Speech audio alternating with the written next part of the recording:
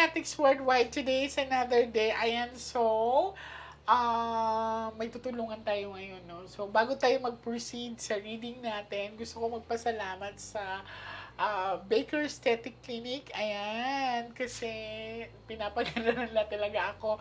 And sa Urban Spine, maraming salamat. And also, I'm wearing my Shire hair extensions. Ayan, sa mga mahiling mag-hair extensions dyan. So, go lang kayo kay Ate Shara.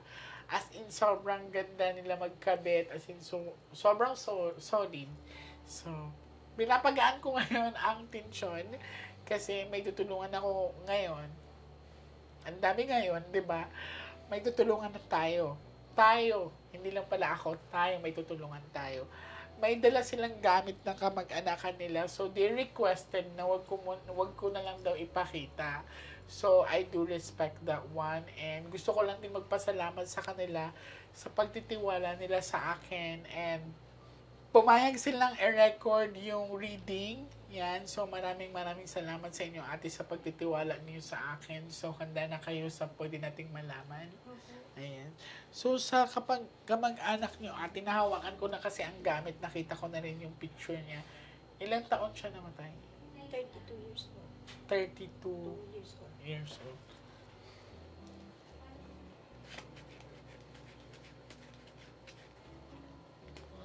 So, pagpasensya niyo yung mga braso ko ngayon. Okay, so ready ka na, ate.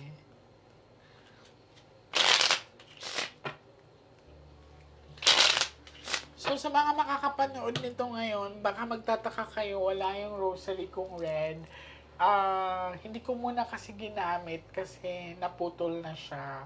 So, kailangan ko siyang ayusin, kailangan ko siyang ipaayos, or sana magkaroon ako ng panibagong armas. So, ready ka na? Okay.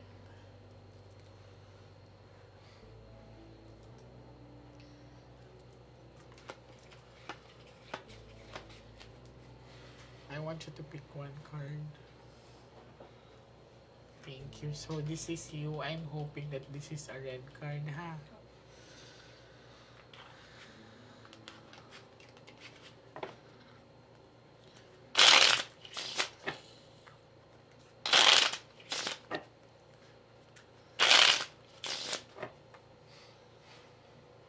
Cut the cards into 3.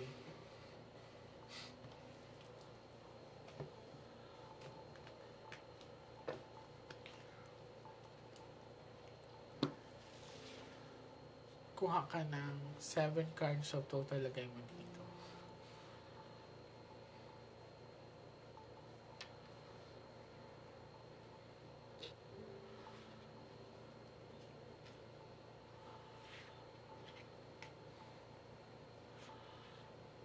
Kinakabahan ka ba, kuya? Hindi po.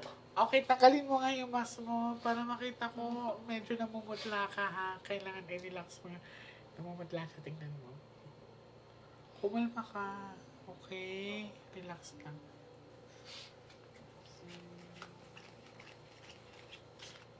Pag may king dito, ate, siya na yan. Kapatid mo na yan. Okay? So, this is you. I'm hoping that this is a red card. Okay, good.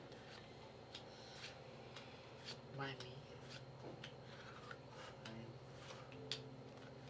Alright. So, kung mapapansin mo, wala pang tao dito. Pero, sa unang pinakita sa akin ng mga baraha, may 7 of Hope Diamond. So, ibig sabihin, may perang hinahanap dito, ate. Okay? May perang hinahanap sa kapatid mo. Okay, malinaw? Titignan natin kung ano pa ang revelation ng baraha. So, wala ka bang napapansin na may pinagkakautangan siya? Kasi sa unang set of the cards, may 7 of Hope Diamond na parang hinahanap sa kanya or hinihingi sa kanya. So, titignan natin.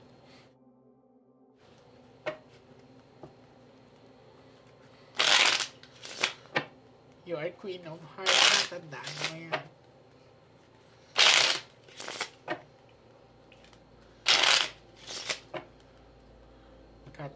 cards into 3.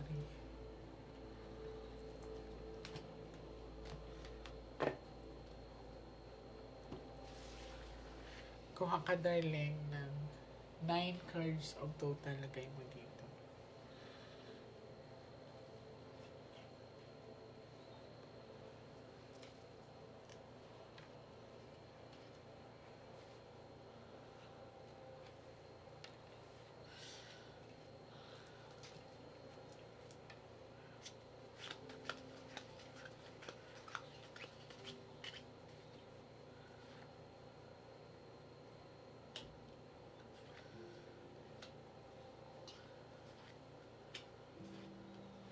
For 18. Flower.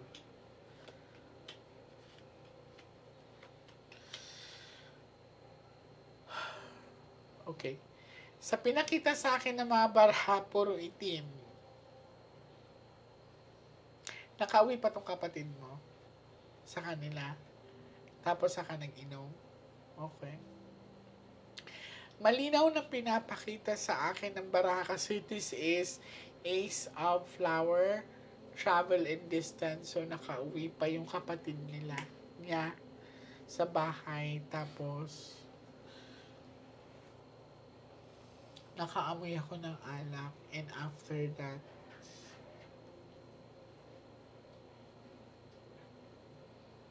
nakarinig na akong putok.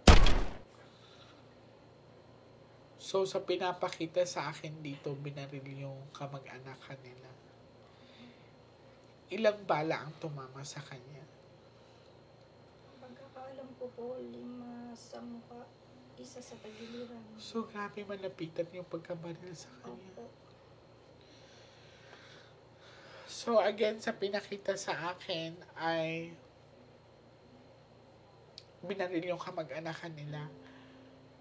Ang nakakalungkot lang dito, babae ang naglaglag sa kanya.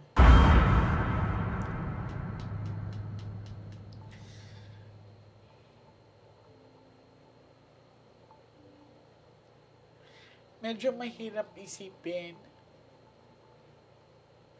na isa sa mga reason kung bakit siya pinagbabaril dahil sa pera, dahil sa bisyo. So, tinitingnan ko din mabuti sa baraha, ate. 5-5, 50-50. So, siya ang itinuro, siya ang ipinalit. Pinalit. Okay?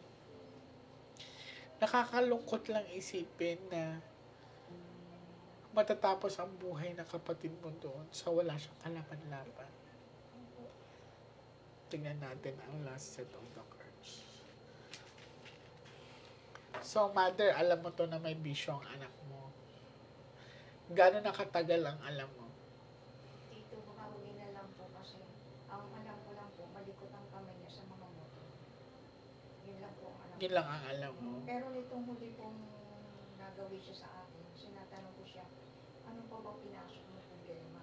At kasi nakalata ko na sa mukha niya, yung lugkot ng mukha niya, hindi na siya katulad dating masaya. Parang worried na, Opo. tapos nag-iba na itsura niya. Dati kasi masaya yun. Tsaka nagtatagal po siya sa akin pag pumunta ngayon, saglit-saglit na lang. Siguro, mother, pinoproteksyonan ka din ng anak mo. Ayaw ka din niya madamay. Totoo po yun. Kaya ganyan na parang hindi na siya nag-i-stay sa'yo na matagal.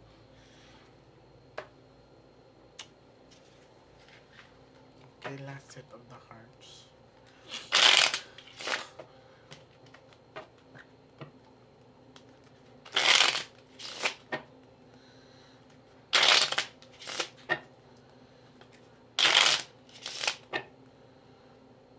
Cut the cards into 3.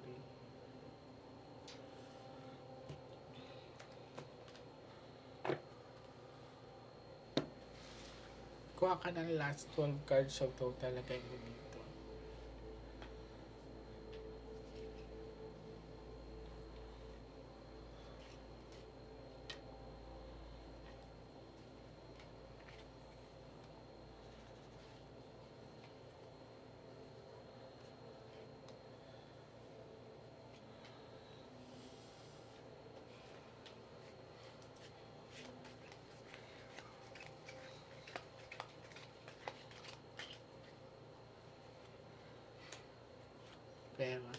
Manlakard. He's asking for justice. So, hindi talaga natural ang pagkapatay ng kapatid.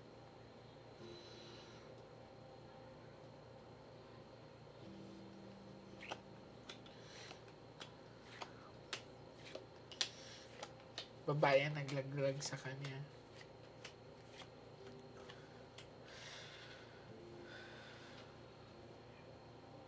Ready ka na?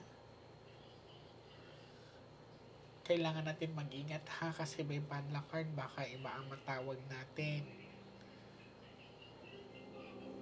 Okay? So, dito